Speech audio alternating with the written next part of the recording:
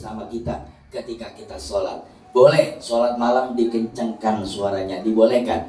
Nabi Muhammad lirih-lirihnya ketemu dengan Aisyah. Apalagi besok terawih.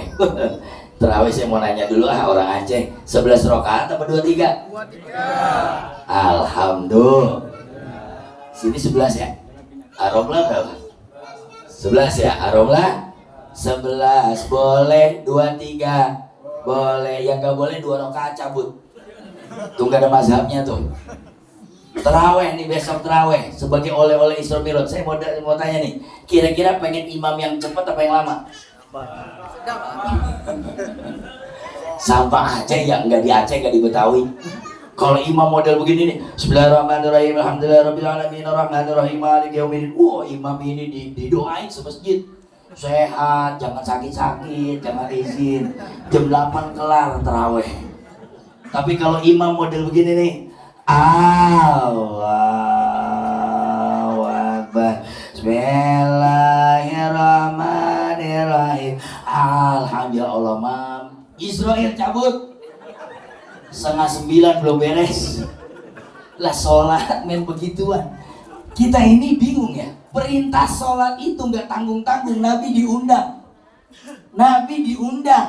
Tidak ada nabi dari 23.000 nabi, 313 nabi dan rasul, 25 yang menjadi nabi dan rasul, 5 saringannya ulul azmi, disaring cuman 1 panglimanya yang dipanggil langsung ke langit. Hanya Nabi Muhammad. Dan perintah mulianya adalah, justru dalam perintah itu kita jadi banyak berantem, unik. Dari kecil saya ngaji, cari Allah di masjid, bukan nyari kelingking di masjid. Sejak kapan di masjid nyari kelingking? Begitu tuh. Sejak kapan? Sejak nggak ngaji dengan Al-Khalidiyah, betul nggak? Sejak nggak ngaji dengan tengku-tengku kita. Akhirnya apa? Pemahamannya picik.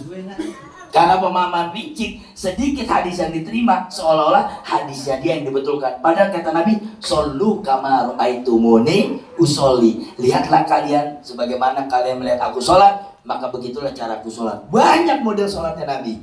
Allahu Akbar, Imam Hambali fis sudur. Allahu Akbar, Imam Syafi'i antara surah wa rukbah, antara surah wa sudur. Allahu Akbar, Imam Hanafi. Hanafi itu yang dipakai Recep Tayyip Erdogan, Turki, Iran, Turki, Hanafi. Begini boleh, begini, gini. Saya di Trans TV Pak, ada bencong Pak, banyak laki-laki kayak aduh banyak banget itu. Ini ngomong mau direkam kagak nih? Ntar baca translasinya ditit gitu ya. Sebab kita bingung. Ini ada orang bencong jadi makmum, tapinya cowok, tapi kayak cewek. Itu Israel bingung. Nyabut nyawanya nih atas al-mukarromah atau almarhum atau almarhumah. Ya kan bencong, dipanggil almarhum. Kayak cewek almarhumah dipanggil almarhumah, lak-lakannya gede banget di sini nih. Jadi cowok, maka bencong kalau meninggal dunia jangan dipanggil almarhum, almarhumah, panggil aluminium. Bencong tuh kalau meninggal. Bingung sholat jenazahnya ya. Kita kembali kepada peristiwa Isra Mi'raj. Nah, kalau perjalanan Al-Haram Al-Aqsa ini alam duniawi, alam panca indera ketahuan. Cuman yang repot alam dari Al-Aqsa ila Sidratil Muntaha ila Rafrafil Akhdar summa tajalla ilal Arsy. Itu alam malakut. Di mana alam malakut ditempuh Nabi Muhammad dengan gamisnya, dengan terompahnya, dengan imamahnya. Makanya ulama sebagian mengatakan bahwa sendal Nabi Muhammad itu lebih mulia dari kita semua, karena sendalnya udah naik ke atas arus. Sallallahu alaihi. Cuman pemerintah Saudi nggak demen sama beginian. Akhirnya diambillah oleh dinasti Ottoman. Kenapa? Sendal Nabi Muhammad yang mengabadikannya hanya pemerintah Turki yang menghargai sejarah. Sayangnya Rasulullah tidak diutus di Aceh atau tidak utus di Jakarta. Kalau diutus di sini jangankan sendal, betul? Kita lihat nih petilasan di Jakarta, di Indonesia, petilasan. Kita adalah bangsa yang menghargai sejarah. Saking taatnya kepada Rasulullah, kuburan dihormati, bukan sekedar dihormati. Orang Betawi kalau lewat kuburan numpang lewat. Tuh numpang lewat, tuh numpang lewat. Subhanallah. Saking hormatnya sama kubur. Udah pada ziarah kubur belum nih?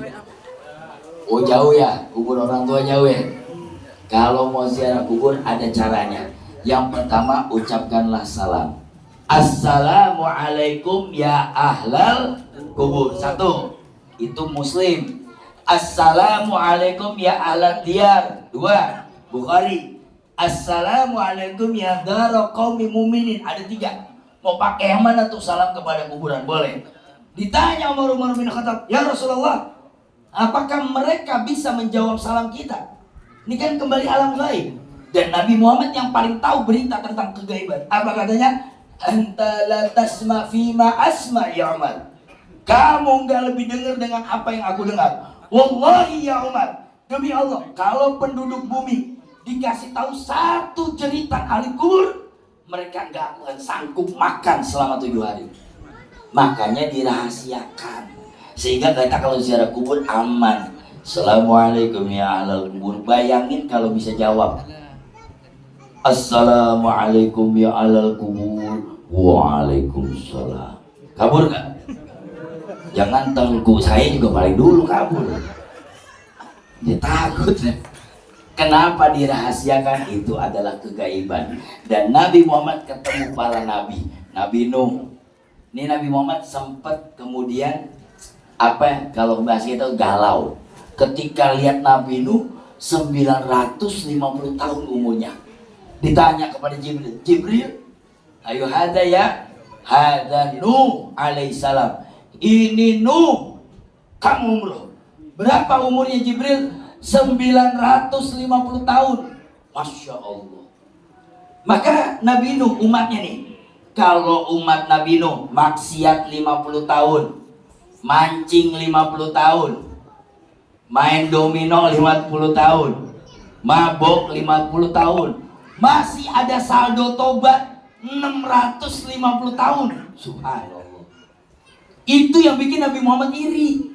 Sementara Nabi Muhammad umurnya 63 tahun. Jadi yang sekarang udah berusia 62 tahun, 11 bulan, 29 hari, hati-hati.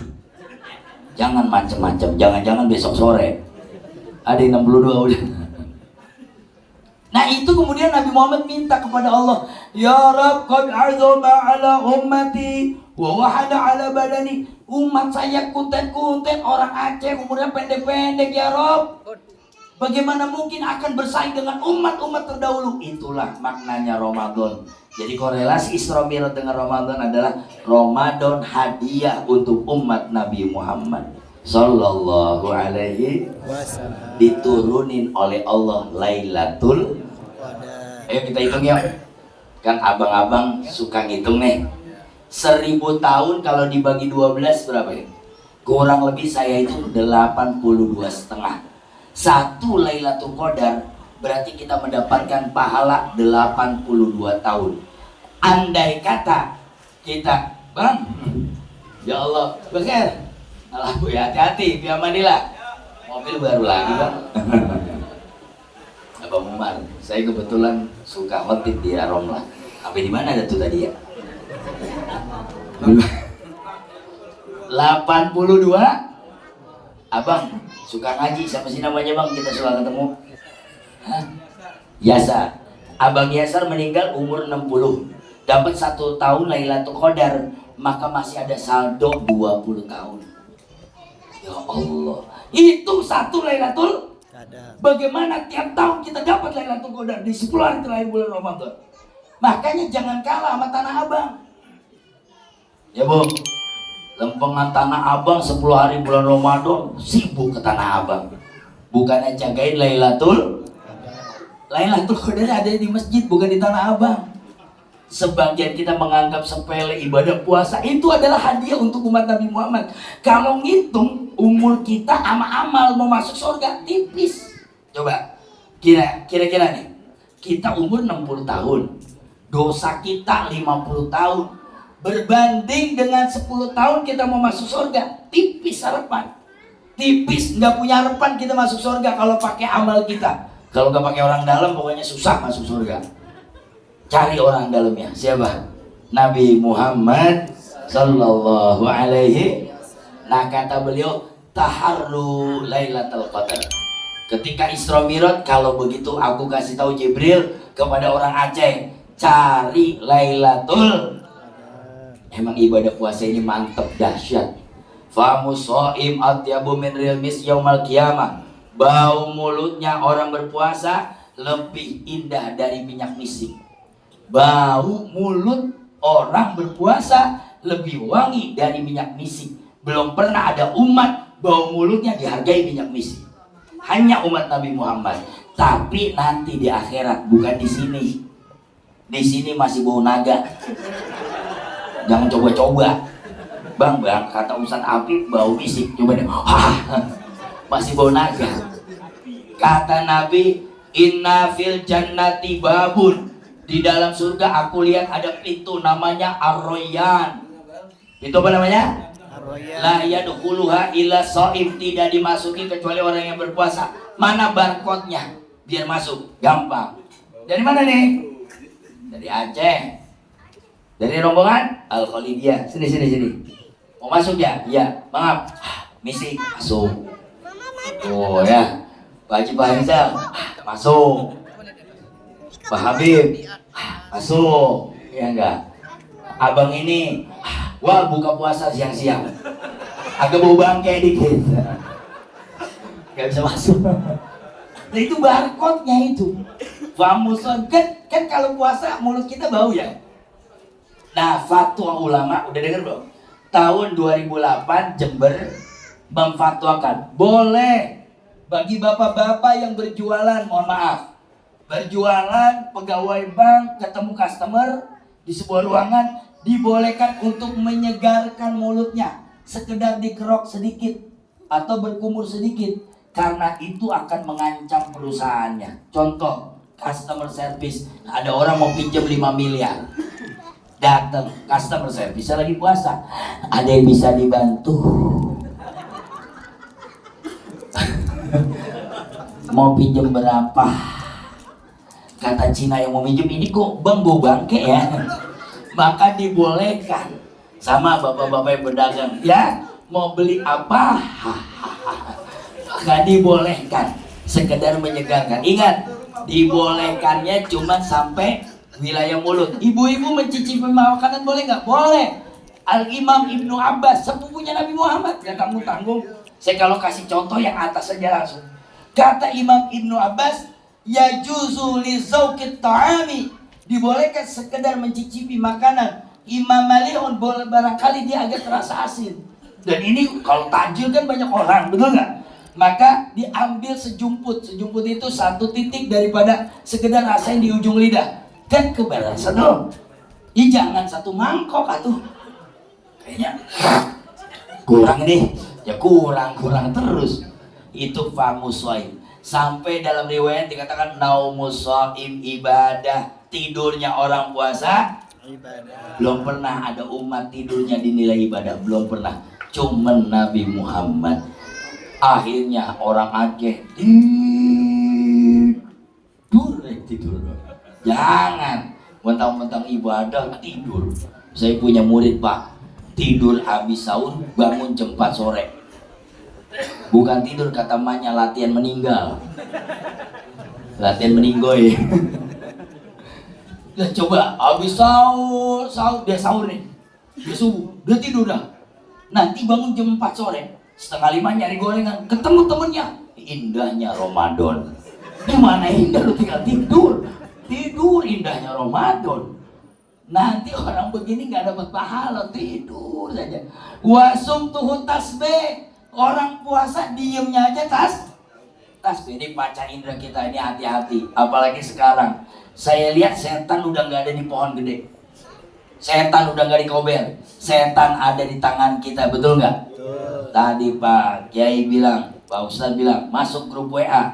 Gara-gara grup WA, udah tahu belum? Kalau WhatsApp Corporation mengeluh kepada warga Indonesia, udah tahu belum? Kemeninfo kita dikritik langsung oleh yang punya WhatsApp. WhatsApp Corporation 2 kali ganti tema, ganti model. Yang tadinya centang biru, centang hijau, itu gara-gara orang Indonesia. Begini, grup WhatsApp itu 250 peserta, betul? Nah, ente bertiga bikin grup, bapaknya, emaknya, anaknya, bertiga jadi grup. Bapaknya gede sama emaknya dikeluarin dari grup. La haula wala quwata. Jadi berantakan itu grup. Maka WhatsApp ini atau media sosial akan bisa meraih daripada pahala kita kalau besok puasa mainannya itu mulu. Nauzubillah min dzalik. Teknologi, jadikan teknologi itu kedekatan kepada Allah, jangan malah kejauhan kepada Allah. Contoh di Sunda Kelapa nih kayak begini nih, itu tinggal diklik screen keluar, jadi imam-imamnya pakai 1 juz. Itu namanya teknologi mendekati Allah. Diambil teknologi screen, dia sifatnya layarnya tembok, jadi imam bisa membaca seperti ini. Tapi hati-hati, wifi-nya jangan sampai hidup. Kalau wifi-nya hidup, aplikasi masuk, saya kulusuk Shopee COD, masuk Shopee COD itu iklan. Itu bahaya itu. Gak semestinya baca Shopee COD. Ada lagi kebutuhan-kebutuhan kita terhadap teknologi. Apa Nabi membatasi? Tidak, kata Nabi, ambil dunia yang Allah kasih, hanya jangan membuat kita kemudian lari dari Allah Subhanahu wa ta'ala. Nah, kemudian Nabi Muhammad kembali dari peristiwa Isra Mi'raj, ada hal yang memilukan. Sebagai akhir daripada ceramah singkat saya, ini satu cerita saya ambil, namanya Masyitoh. Jadi Nabi Muhammad lewat sebuah tanah namanya Thaibah. Ketika tanah itu dilewati, bau wangi. Ditanya, Ayyura'i ya Jibril, ini bau apa Jibril? Ini bau kubur Masyitoh. Bayangin, Nabi Muhammad naik ke langit, kuburnya masih kecium baunya. Kubur masih. Ceritakan, dullani ala kisati Masyitoh. Ceritakan saya kisah Masyitoh. Masya Allah, tabarakallah. Ternyata Jibril menceritakannya dengan gemetar. Kenapa? Masyitoh sekeluarganya dibakar oleh Fir'aun, mempertahankan agamanya, mempertahankan la ilaha illallah. Jadi Masyitoh itu bukan nama asli. Banyak orang kita kecelek. Banyak orang Indonesia namain anak Masyitoh. Ingat, Masyitoh itu nama pekerjaan. Asal katanya mustun, artinya sisir. Masyitoh, tukang sisir. Makanya anak-anak perempuan kita yang dinamain Masyitoh, nyisir mulu. Emang kerjaan orang Arab. Nama aslinya Hanna. Siapa? Hanna. Ketika dia lagi sisir anak perempuan Firaun, jatuh sisirnya, kemudian dia mengatakan, Ta'is Firaun wa amana bi Rabbi Musa wa Harun. Celaka Firaun, saya beriman kepada Tuhan Musa. Tiba-tiba kaget anaknya Firaun. Apa katanya? Ailahun ghairu abi. Adakah Tuhan selain bapak saya? Kan Firaun gak tanggung-tanggung. Firaun itu bukan ngaku jadi presiden, bukan ngaku jadi menteri, bukan ngaku jadi RW, ngaku jadi Tuhan. Belum ada manusia ngaku jadi kecuali Firaun. Apakah ada Tuhan selain bapak saya? Ada. Tuhan yang Musa dan Harun. Apa kata anak Firaun? Saya aduin kamu ke bapak saya. Silakan adukan. Makanya di Aceh kalau yang tukang ngadu berarti anaknya dikit-dikit ngadu sama Tengku, berarti cucunya Firaun. Dikit-dikit ngadu sama Pak RW, dikit-dikit ngadu, itu berarti anaknya Firaun. Diadukan, ya Abi, sungguh Masyitoh dan keluarganya durhaka. Dipanggil, Masyitoh, betulkah penuturan anakku? Ya benar. Aman Nabi Musa wa Harun, saya beriman dengan Tuhan Musa dan Harun. Ternyata Masyitoh punya suami 1, anak 2. Yang 1 anak digendongan, yang 1 punya SD. Dipanggil tuh, kalau kau tidak tinggalkan agama Musa, saya lemparin suami kamu. Tiba-tiba Fir'aun, apa namanya, masak di tungku itu kuali minyak yang panas. Jangan pakai ditanya minyaknya dari bansos sama kagak. Kayaknya dari bansos itu. Serangan Pajar. Kalah 0-1. Aduh, kayak udah. Mohon maaf ya. Ada yang ini 0-1 0-2 ini. Saya mah bagaimana serangannya aja. Saya nungguin Pajar Bu. Kagak ada yang nyerang saya, kagak ada tuh. Akhirnya itu udah dimasak, dilempar suaminya di depan istrinya. Dilempar suaminya, menggelepar, tapi dia tidak bergeming. Ayo tinggalin agama Musa. Amanah bi Rabbi Musa wa Harun. Dilempar lagi anak kecil itu, yang anak SD-nya itu dilempar. Dua-duanya menggelepar di hadapan Siti Masito. Itu cerita Jibril kepada Nabi Muhammad. Kaget bukan main. Nah tinggal yang digendongan. Waktu digendongan mau diambil, baru Masito mulai lemah. Ya Allah, kalau sampai anak bayi ini dibakar juga, saya sungguh tidak tega. Kalau suami dibakar, saya masih rada tega. Kemarin dia masih godain janda. Kalau anak yang rada gedean dibakar, nggak apa-apa deh. Dia masih rada bangor dikit nih, tawuran mulu. Tapi yang udah digendongan nih gimana Firaun? Semenjak itu, mulai saat itu, Siti Masito goyang imannya. Tiba-tiba fa'alhamaha Allah ala hadza sibyan. Allah bikin anak itu berbicara. Dalam Islam 2 bayi bisa bicara. Coba cek sejarahnya. Dalam Islam 2 bayi bisa bicara. Satu Isa alaihis salam. Yang kedua anaknya Masito yang dalam gendongan. Kenapa dibilang ya ummi halumi ila akhi wa abi? Tiba-tiba keluar tuh suara anak. Wahai ibuku, jangan takut, kita nyusul abang dan bapak saya. Kita dalam riwayat menggerak-gerakkan tuh. Tiba-tiba nyemplung anak itu ke tungku yang panas. Masito menyemplungkan diri. 4 orang menggelepar di depan Firaun, membeda la ilaha illallah. Nabi Muhammad jatuh Pak di atas buruknya, dipegang oleh Jibril, gemeter. Apa kata Nabi Muhammad? Adakah umatku orang Aceh yang keimannya kayak Masito, Jibril, yang membela la ilaha illallah dengan sepenuh hatinya. Dia membela itu semua, bahkan lebih dari keluarganya. Ternyata jawaban Jibril sungguh menyenangkan Nabi Muhammad. Ada, hei Muhammad, umatmu yang seperti Masito, yang sekadar dibakar, ditembak, dibredel, itulah Al-Aqsa sekarang. Sallu ala Nabi. Ada umat Nabi Muhammad kayak Masito. Dan ibu-ibu gak perlu kayak Masito, betul gak? Cukup hormati suami, betul? Tutup aurat. Kita gak dibakar oleh Firaun. Cukup tutup anak perempuan kita agar tidak dibakar kita di akhirat. Saya kadang-kadang puyeng Bu. Itu perempuan pakai legging, celananya celana pulpen. Nah, apa namanya? Pensil ya? Pulpen apa pensil? Pensil. Ininya turun, ininya naik. Betul? Pakai jilbab, atasnya sampai ketat. Itu naik motor ninja. Tahu kaidah ninja? Tahu. Yang belakang pasti nonggeng. Gitu tuh. Ustadz Afif di belakang bawa mobil. Dilihat dosa. Nggak dilihat tabrakan. Ya saya malah ikut bawa mobil. Sampai di BKT Bu, berhenti itu motor ninja di belakangnya saya. Deket mepet, ya Allah. Sampai waktu itu kebaca sama saya dalemannya. Kalau nggak salah saya baca swallow mereknya. Merek sendal jepit Bu. Mana udah meringkel-meringkel. Tapi pakai jilbab. Itu Masito yang mana yang model begitu, betul? Ya alhamdulillah nih. Ini wanita soleha semua, amin. Dari mana tahu Ustaz Afif ini wanita soleha? Tuh tasnya gede-gede. Betul nggak? Ada tala masuk pisang. Betul nggak? Kue talam, duku, anggur, masuk. Orang soleha.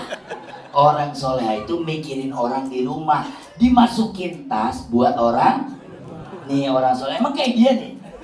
Ini gak ada yang bawa tas nih. Ntar pulang jeruk doang atur di sini. Besok bawa tas ya. Ini kan berkah namanya Sudah saya tidak berpanjang kalam, saya ngos-ngosan dari subuh. Alhamdulillah. Ini tahadus bini mah. Kalau tadi saya jadi ceramah di Senayan tadi, jadi pada Jumat saya terjadwal mesti ceramah di Senayan karena ada tasyakuran 7 tumpeng anggota dewan yang baru. Pas jam 10 ditelepon protokol Senayan, telepon saya, Bang Haris, dia bilang apa? Ustadz jangan datang, water cannon udah siap semua. Saya dikirimin pasukan 1.500 sudah rapi semua. Oh berarti gagal, ada demo besar-besaran tentang hak angket tadi siang. Akhirnya saya gagal. Ya Allah, Senayan gak jadi. Alhamdulillah, nirvana tetap jadi. Alhamdulillah. Walhamdulillahirrabbilalamin. Assalamualaikum warahmatullahi wabarakatuh. Waalaikumsalam warahmatullahi wabarakatuh. Tadi undang tuh. Tadi undang.